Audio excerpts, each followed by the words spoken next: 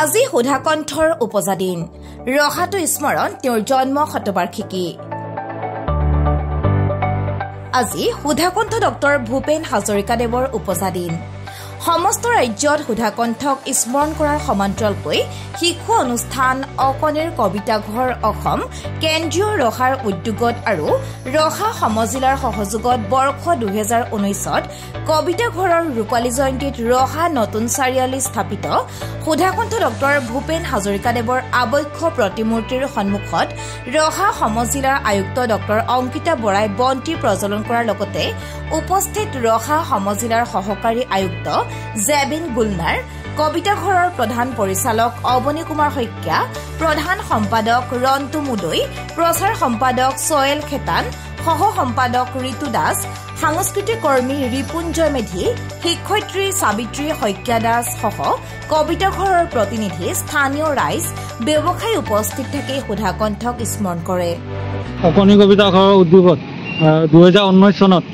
আমাৰ ৰহা নতুন চাৰিআলিত এটা ভূপেনদাৰ আবক্ষ মূৰ্তি স্থাপন কৰিছে আৰু আজি ইয়াত সুধাকণ্ঠৰ উপজা দিনত আমাৰ সমজিলা আয়ুক্ত বাইদেৱে বন্তি প্ৰজ্বলন কৰিছে কি ক'ব অকণি কবিতা ঘৰ অসম কেন্দ্ৰীয় কমিটিৰ যোৱা 2019 ৰূপালী জয়ন্তী হৈছিল ৰূপালী জয়ন্তী হিচাপে আমি এই ব্যক্তিজনৰ নতুন চাৰিআলিত স্থিত এই স্থানতে স্থাপন কৰা হ'ল আৰু তেতিয়াৰ পৰা তেখেতৰ প্ৰতি শ্ৰদ্ধাঞ্জলি জনাই জন্ম তিথি আৰু মৃত্যু তিথি দুইটা তিথিতে আমি পালন কৰি আহিছোঁ আৰু এই পালনৰ ক্ষেত্ৰত তেতিয়াৰ পৰা এতিয়ালৈকে তেতিয়া ৰহা সৰ্ব বিষয়া কাৰ্যালয়ৰ জৰিয়তে আৰু এতিয়া ৰহা সমজিলাৰ জৰিয়তে আমি এই কামখিনি কৰিবৰ কাৰণে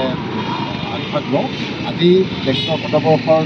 জন্ম জয়ন্তী সমগ্ৰ দেশৰ লগতে ৰহাটো গম নহয় ধুনীয়াকৈ আড়ম্বৰপূৰ্ণভাৱে বিভিন্ন অনুষ্ঠান প্ৰতিষ্ঠান বিদ্যালয়সমূহ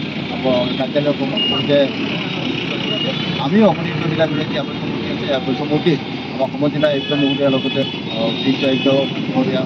সকলো আমি ইয়াতে বন্তি প্ৰজ্বলন মাল্যাৰ্পণ কৰা হৈছে শ্ৰদ্ধাঞ্জলি জনোৱা হৈছে আমি তেখেতৰ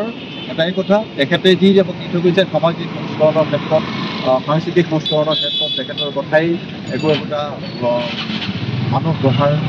বিশেষ আমি কৌশল পাওঁ গতিকে তেখেতৰ কথা আৰু তেখেতৰ কাম তেখেতে যিখিনি কৰিছে সেইখিনি আমি সোঁৱৰণ কৰি ৰহাৰ পৰা সাংবাদিক নৱজ্যোতি ভূঞাৰ ৰিপৰ্ট N8 নিউজ।